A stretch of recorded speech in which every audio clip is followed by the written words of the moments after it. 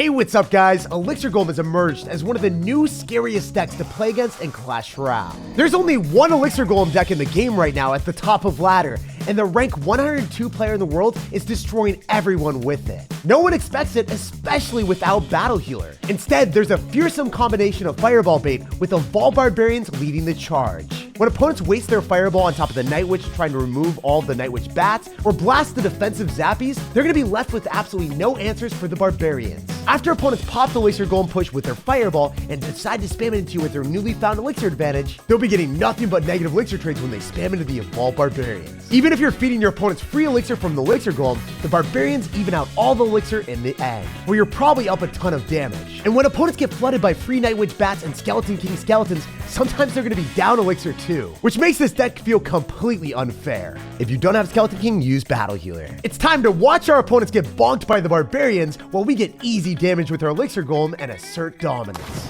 Lots of love to everyone that's using credit code SirTag to make all the daily videos possible. Yo, we gotta give me his Prestige, who's got the Royal Giant in his banner. Well, that's not a very prestigious card. It's almost as filthy as the Elixir Golem when it's evolved. So we're gonna be going in for our Skeleton King in the back and just see if our opponent wants to attack us. Generally, if they spam into Barbarians, they are not going to be getting good trades. So we see Electro Spirit has to be a Royal Giant deck, right? Especially after we see the Hunter. So generally with this deck, most people just go Elixir Golem in the back and then all in, but that's not how this works. From my understanding, you typically wait for your opportunity and maybe go for Skeleton King abilities. You can maybe go in for like Barbarians, try to get some counter pushes. Don't necessarily drop too much Elixir at the start. You can get some trades and figure out what your opponent's going to do and wait for them to overcommit into you. So like that, he just went in for a Lumberjack and Barbarians, so are going to counter everything. That's awesome. He didn't even get damage.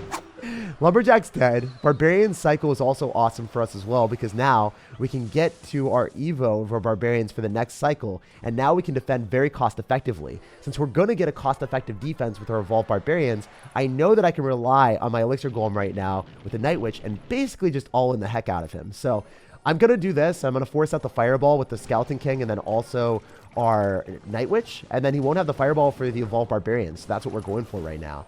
I'm going to go for a Fireball. I think I'm going to hit Goblins. We do. Nice. Love making predictions like that. I felt like if I went arrows, it wouldn't have been enough. And now we're in a pristine spot against Prestige. I wonder if he's going to go for an Evolved Royal Giant right into our Evolved Barbarians. If he doesn't make predictions on our Fishermen, he's going to get wrecked by our Zappies and Fishermen anyway. So, I mean, I don't know what he does. He loses the Royal Giant with this single hit. No damage. Literally nothing. Isn't that insane? Look at that, guys. He fed me Elixir and gave me a resource to drop our Evolved Barbarians at the river. He gave me a reason. Oh, 'tis the season for tears as you tear your opponent's Elixir down. Oh, all right. We're going to go in for a Night Witch here. We're going to ignore the majority of his spam. Just going to go Zappies because it's a safe bet. It will be able to pull everything anyway. And then I can go in for another Night Witch. I expect a lot of units to start dying, so I want to go and soak up all their souls with the Skeleton King. I'm going to Fireball here. I can guarantee that we're going to be able to hit the Fisherman and kill that with the Skeleton King. And then also, being able to hit the Hunter with the Fireball was awesome as well, because that means that he just doesn't have enough damage per second anymore. And eventually, we're just overwhelming him. Slowly but surely, we are taking our advantages, and then we're spamming. We're not spamming Elixir Golem at the start. As you guys can see, we're finding our opportunities, decisively deciding, hey, we know that he only has one Fireball, so we can split up our Zappies and split up our Barbarians. He can only hit one of them, and then there's a lot of fun left over for us. So we're going to go and spam our Skeleton King here. As you guys can see, this top ladder player is extremely angry, and I had a fun time. We've got double Night Witches on the field, and it seems like despite giving our opponent Elixir, we have way more Elixir than him. So I don't know how this works, but this deck is beyond broken. He's very angry. You know what, man? I'll give you some love and we'll say GG, and hopefully you get better luck in the next one. Our prestigious Elixir Golem pushes popped his towers pretty easily, and we're easily climbing up the ranks to 3,100 in the world. So now we're playing against a top ladder player that finished 252 in the world. Pleasure to meet you, sir. What are you going to do? Well, maybe you're going to give us a greeting with the Barbarians? I think so. So love splitting up our Barbarians into his Mighty Miner, because if he clicks the Mighty Miner ability, well, he has more friends than the other side. Oh, he's going to go for a Mortar. Okay, so this is a bit of a different matchup than playing against RG, right? If we're playing against Mortar, he's going to have a lot more speedy cards to cycle around us. Here's the thing. I think I can go in for a Skeleton King still and be okay. Also, with the Zappies possibly distracting the rest of his mortar, we might not take damage. Please, Zappy in the right. Yes, sir. And the Musketeer is going to go Endeavor in the right-hand side, which is not the right side for him. He needs to go and counter the Skeleton King. Okay, wait, we can Fireball this. I think we hit the Musketeer and get away with a decent decision. I hope our units just continuously go on the left-hand side. We can click the Skeleton King ability. No! If the Skeleton King ability went down, I think our opponent's towers would have went down too. But he doesn't have Fireball in cycle. So I'm wondering, do we evolve Barbarians at the river with the Elixir Golem to tank? This might be the play. Seriously, like I've never really done this before, but let's go. I think it's going to do stuff. All right, we are definitely going to force out a bunch of Elixir from our homie, and then we can Fisherman to try to pull his Musketeer if possible. Great Musketeer placement, but I don't know. I wonder if it's going to work out in his favor. Obviously, if the Evolved Barbarians get onto his tower, he's going to have some serious problems. Yeah, those are taking everything out. So his tower is gone. It's just a matter of how much counter push does he get. So I need to be able to kill this Musketeer. I think I can Fireball here, and that's what we're going to go for. So we're going to go for a Fireball. We're going to slap the Musketeer as quick as we can. And then I don't think that the Mortar is going to be that big of a pressure point for me because I can go for Zappies. And then I can get back to probably like an Elixir Golem or anything else on the right-hand side to counter the Mighty Miner. Yeah, I think I got to go Elixir Golem just to go and kite it. For 3 Elixir, it sucks doing this. Oh, wait, he's sucking up all my Elixir. Wait, what if I go for a Fisherman? He's pre-fireballing Barbarians. Oh my gosh. He wasn't ready. He activated King Tower. Oh my goodness. He was trying to stop the Fisherman from pulling. That's hilarious. Oh man, he was trying to read me like a book. In the end, he got the cook. All right, we can go in for an arrows here. Definitely want to go in for the Skeleton King ability as soon as we can. Get the Fisherman locked and loaded. The Skeleton King is going to clobber those goblins. This has been an awesome moment. Somehow shutting down the Evolved Mortar relatively easily means that I think we're guaranteed victory. He's going to Fireball again. This man is mentally destroyed. There is no universe where he is enjoying this game. I don't even know what he's going to do. He's just going to leave, right? That's all that is left to do. Hopefully he didn't break his phone or something. He wasn't emoting, so I don't... Oh, no, he was there. He did drop a Mighty Miner to show signs of life afterwards, so I'm glad he's okay. Or I guess I'm glad his phone's okay. But either way, that was one of the easiest and most fun wins I've had in a while. And the climb cannot be stopped, putting us at 2,700 in the world. All right, so game of the game against Hangman. It seems like he's not going to hang around for that long. He's just going to go in for a Goblin Gang right out of the jump. So dropping that directly at the river is pretty good for us. I can easily arrows on top of the Electro Spirit and also the Goblin Barrel. So we're collecting a ton of souls for our Skeleton King. I think it's worthwhile. 2 Elixir, fully enveloping the Knight and Skeletons, likely baiting out a log. That's a good trade for me. If we don't get a log, then I think it's still okay because we did counter a 3 Elixir cost card there. What do we do? I'm going to go for a Night Witch in the back. High chance he princesses. I didn't expect him to drop it at the river. I thought he would go in the back and the same side as the Night Witch. You know what? He doesn't have a good card cycle right now. No princess for splash damage. Goblin Gang's out of cycle. How is he going to defend this? If he goes in for an Inferno Tower, that's not going to be a suitable answer. He has to drop more than that. We have a Night Witch and we have a Skeleton King on the board. Skeleton King 100% will force out more Elixir, especially with his ability. Now we can go arrows on the Princess. He's not going to be able to kill the Night Witch. It's behind the Elixir Golem blobs. His tower is completely forfeit. And that's what we like to see. You seize the opportunities when your opponent doesn't have splash damage. Then you can go for your Elixir Golem and steal their tower early on.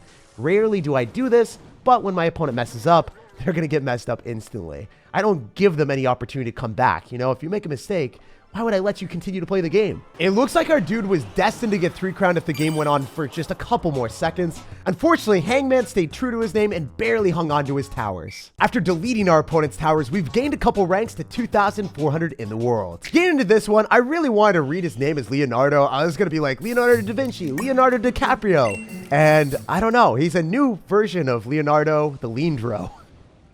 So we're going to go in for our Zappies in the back after seeing the Fireball. It's not that big of a scare to see Fireball because as you guys have seen earlier, we just baited out and then our Barbarians prance all over the map and they're like, hey, it's okay. It don't matter to me. So he's going to have Miner. Interesting. Miner Fireball Goblin Gang. We just beat a Mega Knight player. Is there a chance we're going to play against another one? Oh man, it would be fun to see Mega Knight City today. I'm going to go for an Elixir Golem right now, and I could arrows on the Goblin Gang and also the Rascals if he decides to drop stuff together. Otherwise, we're just going to Fireball, and I think that's the best bet, because Fireball does more damage to the Thick Boy. Ooh, let's go! Let's go, arrows! Come on! Nice. So, the thing is, Can I clean up all the counter-pushing bait cards? He's going to get a bunch of elixir from this, but it might not matter that much. Watch the Skeleton King vacuum cleaner suck up everything. Man, that sucks to be our opponent. Look at this. I can click the ability. I'm going to melt the mortar, and then he's still going to have to go and drop more units. You would think that you wouldn't have crazy cost efficiency in this game to be allowing you to go in for Elixir Golems and get away with it. But that's exactly what happens in our deck. We're able to do what we want when we want because that's how we want to play. He's going to have to go for a minion horde knowing that we don't have the right card cycle, right? Oh, he's going to go in for a fireball on the Barbarians, but they should get hits. Yeah, that's 500 damage each slap, right? Or 300 damage each slap. That's insane. He fireballed and then he still took damage. Not that fair if you ask me, but I don't care. I'm going to go and set up another Elixir Golem because he doesn't have fireball in cycle because he just wasted it. And then it's going to be hard for him to delete these unless he goes in for a minion horde. And if he goes in for a minion horde, it's probably going to be pretty bad for him. He's got to go minion horde, and he's not going to do it. He can't. He can't do it. He wants to, but he knows it's not the right play. All right, we're going to fireball in the minion horde, I guess, so then the Elixir Golem blobs can force out more elixir. We're going to fireball here. Ooh, wait, one of the minions is still left over. That's not good. That's actually really bad, especially because we know he's going to go in for the evolved mortar right now. He does do it. Can we get an Elixir Golem down, just a body block? And then arrows again? It's a bit uncomfy for me, not going to lie. Got to kill the Goblin Gang. I can also fireball on the rest of the mortar. Yeah, I'm going to fireball on the rest of the mortar. I don't know what he's doing. He's stacking up way too much stuff together. And if this Elixir Golem reaches the tower, then I win the game. The win is within reach. Wow, come on, guys. I might not be able to say things today, but it doesn't matter. You can be absolutely stupid and still play this deck to success. I tried to say the win is within reach, and then I got too excited. But that's what happens. Elixir Golem, it depletes your brain cells, but it gives you wins in the form of your brain cells. Your brain cells get converted for a good cause, and we're collecting the trophies and cruising up the leaderboards to even higher territory than I thought would be possible. I only play Elixir Golem like once or twice a year, and here we are sitting at top 2,000 in the world. This deck carries and boosts your rank way too hard. As long as you don't go in for dumb Elixir Golems, and your rank will reach new heights way higher than it should be. You jump in the game against Andre, he's not going to be dropping anything. He's got the lightning symbols in his name, but I feel like it's just a facade. He's joking right now. Now I'm going to go Zappies in the back, try to get something out of him. Awesome! Let's go. That's something I can stun. I can stifle that Dark Prince's charge and make sure that he's not going to be going anywhere. So, if he's going to have Dark Prince and Firecracker, I fully expect this to probably be like a Royal Hogs deck or maybe like a Royal Giant deck. I don't know. I'm going to go for Fisherman. I don't want to eat any damage. I don't want to go for my Barbarians early on as well because I think that there's a chance that he sees the Fisherman out of cycle and he's like, wait, free opportunity to bridge spam. So, that's what I'm hoping for right now. I really want to see him all in into me. Let's go! He did exactly what we wanted. He's dropping a Hog Rider directly into Barbarians and he's getting nothing. Well, maybe he's getting sadness from it. That's not fair to say. He probably got something from it. We're going to go in for our Skeleton King in the far back because he might have Fireball. I don't want to allow him to Fireball on top of the Night Witch or, oh, I guess he's got Mega Knight. That would be even worse, right? I don't want to give him too much excessive value with that Skeleton King also getting stacked up into all of that other spam. All right, we got to go arrows here and get the Skeleton King ability down. Nice. That is pristine value. If we weren't able to finish off the Firecracker or the Electro Wizard, I'm pretty confident the Skeletons would not have survived long enough to kill the Mega Knight. So the Mega Knight's not going to jump on a tower unless he's got a freeze, which, I mean, come on. Let's be real. Does anyone really run freeze with Mega Knight whenever they're running Firecracker and Electro Wizard? I don't think I've ever seen that before. So I bet you it's not going to be Graveyard, right? It's got to be like just the Hog Rider with nothing else, right? We saw his Win Condition. I think he's just running a standard Hog Rider spam deck, probably with like Goblin Gang and then Firecracker and Bandit and then likely Zap is his big spell. I don't think he's got any other spell, right? Yeah, he's got the Goblin Gang as expected. I've seen this deck before, so I'm glad he didn't deviate and go into the wilderness with something insane. All right, because we're playing against Mega Knight, it's nice to be able to go in for a Fireball on top of his Firecracker and his Electro Wizard and not go super aggressive into this because he could Mega Knight, and he does. Yeah, I knew he would. So when the Firecracker is in cycle, you can't do that. You can't go in. And also when they've got Mega Knight in cycle, you don't want to go in either. So when both of those are out of cycle, we come out to play and we ruin his day. I'm going to go for our Night Witch as well because he doesn't end up having any good suitable answer for this. If he goes in for the regular Firecracker, we're just going to arrows. If we give up, he might have just left. I think he's done. He doesn't want to play the game anymore. See, this is what happens. You get a bad decision, well, you get a bad result. That's fitting, and this is how we like to play. We steal everyone's trophies, and we continue to climb up the leaderboard in an extremely dominant fashion, seizing as many 3 crowns as we possibly can. Yo, let's go. This guy's gonna have a Royal Ghost banner, so I'm psyched to see Royal Ghost. It doesn't do so well into our deck. It just doesn't have enough splash damage to finish off the Elixir Golem blobs, or actually give us any serious threat. So we're going to try to activate King Tower here. Going to drop our Night Witch really high up in case the guy is going to end up going in for some bridge spam with like a Fisherman counter. I don't know. Sometimes people will go and drop extra stuff, like the Skeletons could have hypothetically body blocked the Fisherman, and I did not want to deal with that today. We had already activated King Tower, so I think it's going to be in our best interest to go Skeleton King directly on the Firecracker and not worry that much. Homie's going to go and utilize his Mighty Miner. So Mighty Miner out of sight, out of situation means that I think that we can safely decide to go in for Barbarians every single time against this Hog Rider, and then arrows on top of his regular Firecracker and Fireball on the evolved one. Now we're spicing it up. You know, we played against the Mortar evolution, we played against Logbait, where you played against someone that ended up having an aggressive Royal Giant. So now we're playing against Hog Rider, and Hog Rider with Firecracker, it is one of the most common decks in Clash Royale, so if you don't know how to beat it, you are going to lose like 50% of your games. So I'm going to go in for a Night Witch here. The regular Firecracker will get arrowed. You guys know the deal. We want these Barbarians to survive as long as possible to force out even more Elixir, because he has to force out, you know, something, right? We can't just let him defend this easily, because if he doesn't drop inefficient trades, then he can start to spam more Hog Riders at me. So Elixir Golem is definitely dead, but it will be able to probably do around 1,000 extra damage to the tower here. I think around 1K, right? Yeah, that's pretty good. We'll take the damage. Wow, it's really stacking up even more than 1,000. Okay. Light work for the Elixir Golem. Even though he dropped Skeletons and the Mighty Miner ability, it still wasn't enough. So this is what I was talking about before, just Fireball and the Firecracker. Sure, it will do a bunch of damage to the tower, but it's not the end of the world. Now we can go in for the Skeleton King, and with the King Tower activated, we're not going to lose our tower. The bad thing about it is the Hog Rider is recouping a lot of the damage that we got out of him. But we have the Skeleton King counter pushing, and then now the Firecracker evolution is out of cycle, so I won't have to worry about that for a while. All right. I can go for a Night Witch, and then I think I can go click the Skeleton King ability. Yeah, so no Firecracker evolution means that we're in a good spot. Firecracker is going to die just to the Skeleton King. Isn't that tragic? What if we do this? What if I go for an Elixir Golem, but the Elixir Golem isn't even getting targeted by the Inferno Tower? We have so much crap stacked up. How is he going to deal with this? Sure, you can go in for the Mighty Miner. Sure, you can go for the Firecracker, but it's not enough. It's definitely not enough stuff. We can just keep piling on pressure. We've got the Elixir Golem blobs. We've got the Fisherman about to lock onto your tower. And if the Fisherman locks onto the tower, it's going to yoink us the W. Let's freaking go. Sometimes all you have to do is just spam at the river, and eventually it works out. That's how this deck works, guys. Not going to even joke. Not going to cap. That's how the deck is played. I'm going to go for an Elixir Golem at the river right now because he has to go for Mighty Miner ability on the other side. We can go and pull his Hog Rider again with our Fisherman. And then I'm pretty sure that as long as we go in for a Night Witch at the river, the Elixir Golem blobs will eventually break through because he has to go in for a Firecracker that gets arrowed, and then obviously the Night Witch is going to still give us value. He has to go for a log.